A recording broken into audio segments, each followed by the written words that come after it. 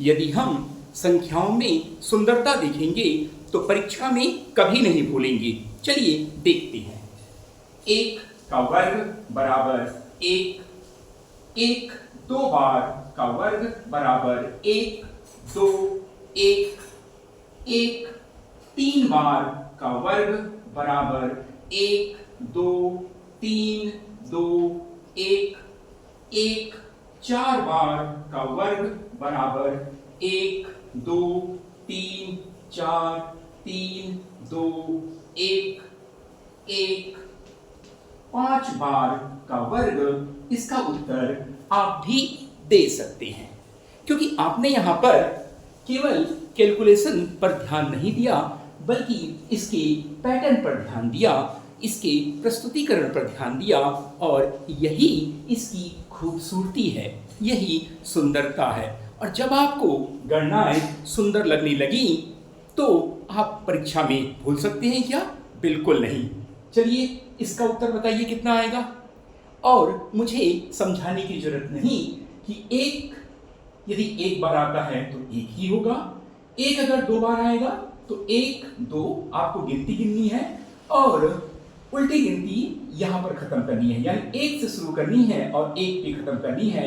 जितनी संख्याएं होंगी पहले सीधी गिनती, उसके बाद उल्टी गिनती।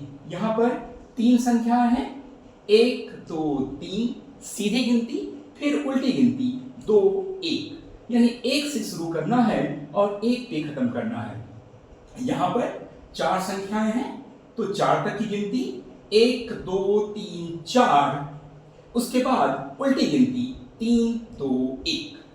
यहां पर मुझे ज्यादा समझाने की आवश्यकता नहीं हो रही है। इसका कारण है यह खुद ब खुद समझा रहा है अपने आप को।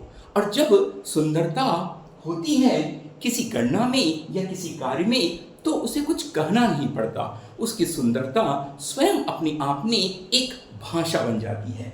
तो जब आप संख्याओं को इस प्रकार के पैटर्न या गणना को यदि आप सुंदरता से देखेंगे, महसूस करेंगे, तो क्या परीक्षा में भूलेंगे? बिल्कुल नहीं। तो इसका उत्तर आपको बताना है, क्या होगा कमेंट बॉक्स में। उसके बाद अगर मैं लिख देता हूं 6 बार, तो इसका भी उत्तर कमेंट बॉक्स में आपको बताना है।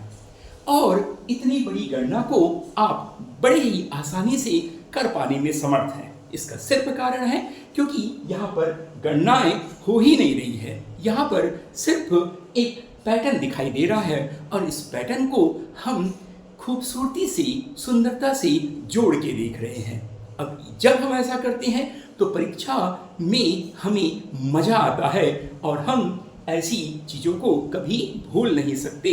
और बाकी के प्रश्नों में भी यह लॉजिक, यह पैटर्न काफ़ी उपयोगी होता है। धन्यवाद।